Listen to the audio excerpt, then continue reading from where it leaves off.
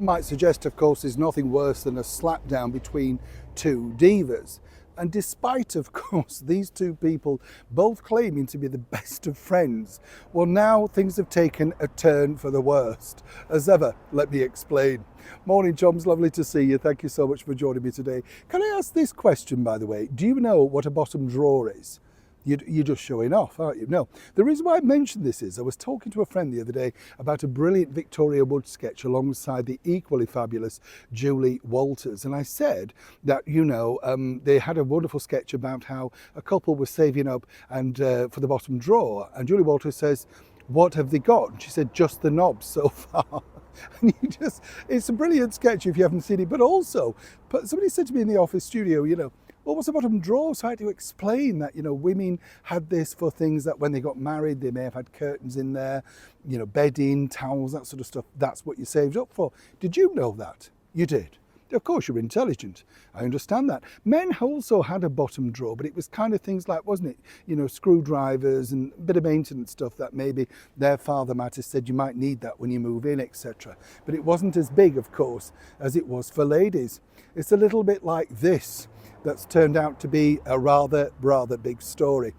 As we saw earlier on this year, Meghan Markle once again tried to redirect all the negative PR, one might suggest, for her failing brand, which is as ever. And when you think about it, the more you look at this brand, tell me if I'm wrong here, chums, I'm not seeing a brand, a cooking show. I'm just seeing a bunch of things that she clearly fancies having a crack at. But really, it's not, you don't learn anything. There's no cookery involved. And then, of course, there was the fake spat alongside this former Hollywood A-lister. Not since her latest movie, of course, came out. She can join Robert De Niro up there with the failing career, as it were, Gwyneth Paltrow.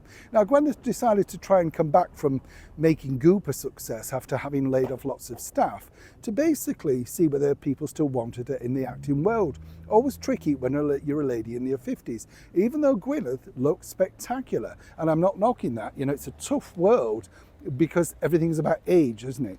If you're over 25, that's it, you're gone. But of course, she decided to relaunch herself by trying to make out that, well, we're now the best of friends. She's rooming this sort of place for everybody. She has her own brand. Meghan has her own brand. Why are people trying to make it difficult? The sort of thing. Here's where this gets really interesting, because as we saw Meghan sitting at the table, wolfing down one of Meghan's.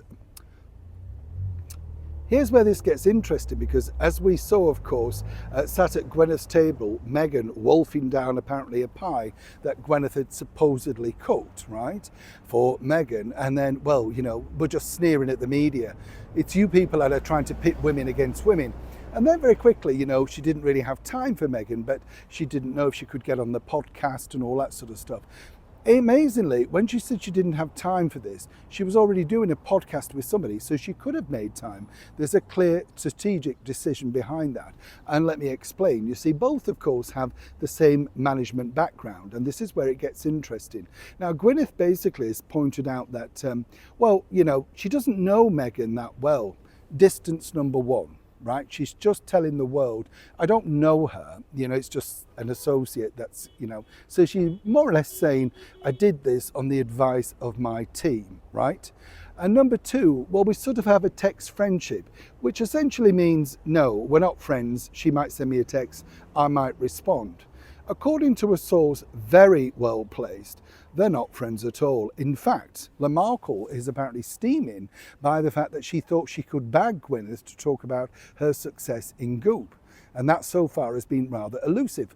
They're still sort of showboating each other in public, but behind the scenes, Gwyneth needs to be sure that Meghan is now not looking at another failure. And one might say she is with this latest series, including the Netflix show alongside the podcast. And that's truly what's going on behind the scenes. They're not friends. I mean, they're just business associates trying to get some PR off each other. What really turned Gwyneth Paltrow off was the moment that she posted that video, the Senti Barley debacle, of course, with Prince Harry and misogyny and bullying shot to the top of the front pages.